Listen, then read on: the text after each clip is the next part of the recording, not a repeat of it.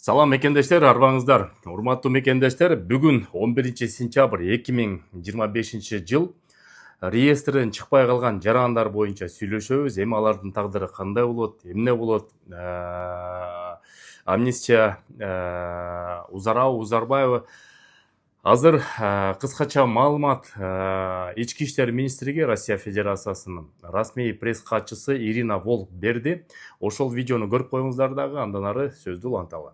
МВД России информирует об окончании срока действия указа президента Российской Федерации от 30 декабря 2024 года номер 1126 о временных мерах по урегулированию правового положения отдельных категорий иностранных граждан и лиц без гражданства в Российской Федерации в связи с применением режима высылки. Министерством в полном объеме реализован комплекс мер, направленных на обеспечение реализации указа. В частности, были задействованы дополнительные силы личного состава полицейских. В миграционных подразделениях открыты дополнительные окна для приема иностранцев. Скорректированы графики работы с населением. Налажено взаимодействие с консульствами в нужных регионах. Кроме того, на регулярной основе проводились встречи и видеоконференции с представителями дипломатических учреждений государств-участников Содружества независимых государств. Участие в них принимали представители посольства Киргизской республики в Российской Федерации, а также сотрудники представительства Министерства труда, социального обеспечения и миграции Киргизской республики в Российской Федерации.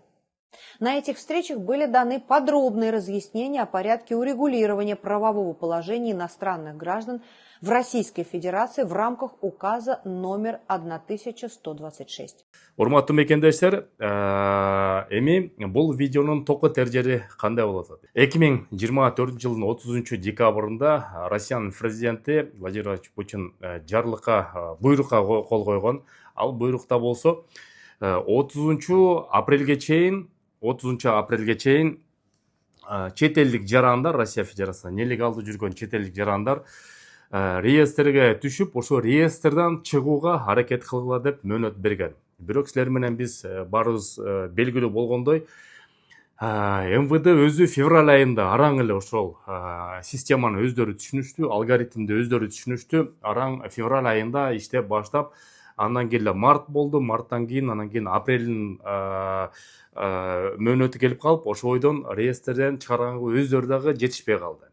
Ошондо биздин президенттин суранычы боюнча, себеп деген азыр эмнеге биздин президенттин суранычы боюнча деген сөзгө тактоо, ушул видеону Ирина Волктун айтсаңыз, эң аягында Кыргызстандын элчилигинин менен чогуу иштештик, аларда маалымат бердик деп ошо Кыргызстан жөнүндө айтып атат. Армения жөнүндө айткан жок, Казакстан жөнүндө айткан жок, таджиктер, өзбектер жөнүндө айткан жок. Себеп деген алардын элчиликтери, элчи консулдук бөлүмдөрү элдери менен иштешпейт. Биз канча ошол башка уюмдар менен иштешип жүрөбүз, казактар менен, таджиктер менен, өзбектер менен, бир да ошо кыргыз элчилигине тете ошолордой болуп, бир дагы элчилик сөзүнүн ачыгы иштебейт. Себеп деген баягы жаман айтпай жакшы жок деп коет, өзүбүздү мактанганчылык эмес, бирок чын эле ошондой орустардын көз карашы менен кыргыз посольствосу жарандарына жардам берүү боюнча эң мыкты жарандардын бири. Бул биздин өзүбүздүн тарбиябыз, биздин генетикабыз, биз көчмөн калкпыз, биз баягы бошчулукту жакшы көргөн калкпыз, демократия Кыргызстанда өнүккөн, Тажикстанга, Өзбекстанга, Туркменияга караганда биздин демократия сөзүбүз дагы айта алабыз, соц тармактардан барыбыз. Ошон үчүн бул жаатынан элчилик да ошого аракет кылып иштеп атат. Бирок ошого карабастан кээ бир учурда көптөгөн мекендештер элчилик иштебей атат, минтпей атат, тигинтпей атат деп алар дагы жаман тепселенге ала беребиз. Бул жаатынан эми элчилик колдон келген жардамын кылды. Эми токот эржери миграция жаатында мындан ары амнистия тилекке каршы биз күткөндөй болбой калды. Жок, жанагы 80 000 жаран тилекке каршы Россиядан чыгарууга мажбур болушат. Эми ошентип азыр Ички иштер министрлиги айтып атат. Бирок айта кетчү нерсе, 80 000 бул Кыргызстандын эле жарандары. Өзбек, тажиктер бизден 2-3 эсе көп, демек алардын ошо реестре келгендер дагы 2-3 эсе көп. Баш аягы бүгүнкү күндө 450 000ден 500гө жакын мигрант, чет элдик жаран, Россияда эмгек кылган жарандар реестрден чыга албай калышты. Жеке эле кыргыздар эмес, башка улуттар дагы. Эми алардын баарын бир моментте кандай депортация болот же болбосо самостоятельно, то есть бул жерде эки иш болуп атат. Эгерде сиздер реестрде болсоңуздар, полиция кызматкерлери кармаса, эми тилекке каршы 3 эле жол бар. Азыркы күндө бүгүнкү маалыматтын такталышы, эртең дагы кандай жаңылык болуп кетет пока билбейбиз.